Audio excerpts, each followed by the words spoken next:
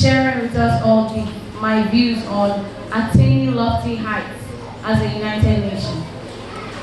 Now, when we say United Nation, we are referring to a country with one agreed agenda. We are referring to a country that exists in oneness, a country where everyone is equal, irrespective of tribe, abilities, and everything they can do. Everybody is equal.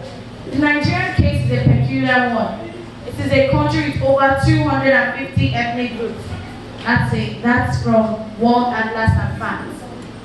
Nigeria rated at number 18 on the list, while Papua New Guinea rated as the most diversified country in the world with a total of 1,000 ethnic groups. Now the point here is that, irrespective of our diversities, we have once hit the mark as the fastest growing economy in Africa in 2010. But where are we today? It is so disheartening that a dollar is now compared to 410 naira. When 2 weeks ago, a dollar was 500 naira. It was this same dollar that was compared to 61 kobo in 1981. What has gone wrong? How can we be depreciating instead of appreciating? How can we be going down instead of increasing? It is a question we all must ask ourselves. Now, attaining lofty heights as a United Nation is not the responsibility of the government alone. It's not the responsibility of the president alone. President Muhammadu Buhari, JCFR, is doing his job in the best way he knows. And it's left for us, you and I, to support the president and other arms of government in building this nation that we want. Don't say that your voice doesn't matter. Don't say that you are a common man, that your voice will not be heard. Keep contributing the little you can. Let us build this nation that we want. You will be surprised how those your little contributions will help in making this nation better. We must not forget one crucial thing. Whenever we are saying the national anthem, we are swearing to an oath. This means that all of us here swear to an oath every day. We are saying that we will serve our father's land with love, strength, and faith, so that the labors of our past heroes will not be in vain. Now, where is that love among us? Where is it? When the north, east, west, and south can all come together and conveniently eat from one plate, where is the love?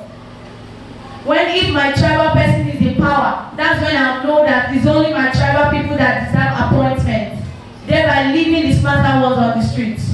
Where is that love? Well, I will not let that grieve me much, because a better tomorrow is what we are looking at. That's right.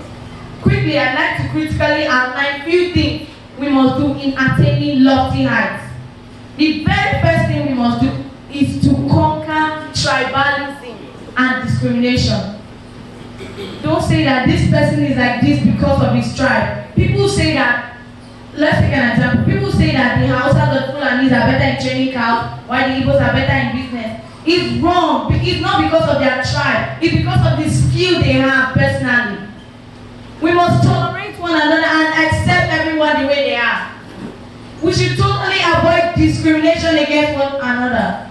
It takes togetherness to build a thing, and it takes disunity to destroy that one thing. And that's what we're facing today.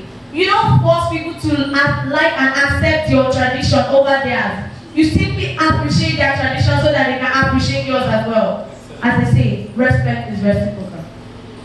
Also, we must understand that our cultural diversity can be managed with mutual understanding. Canada is also a country with over 250 ethnic groups, yet they have only 2 official languages, that is English and French. Here we have plenty languages, but that is not the reason for our disunity. Upon all that they have, their country is so planned that every citizen is a government asset. Now, a government asset is something of value to the government, something that the government respects, something that the government guides as much as they can. It's not about our diversity. We must change our attitudes towards one another. Like I said in the beginning, attaining a lofty height as a United Nation is a collective responsibility. We must do it together. We must stop pointing our accusing figures at the government because we are also guilty of these things. Okay, who's responsible for all those plastic nylons we see on the street? Who's responsible for the plastic bottles inside the drainage? Who are those responsible for that? But when we see them, we blame the government. We say the government is not doing this, the government is not doing that. How many times have you helped? How many times have you sent personal letters to the presidency providing useful solutions? The public is our property and we must protect it as much as we can. There are many other things I would like to say here, but time will not permit me.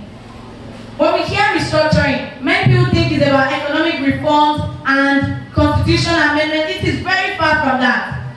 Restructuring begins with you. Restructuring begins with you having a positive mindset towards our government. The last thing I'd like to talk about in attaining the lofty heights today is proper standard education.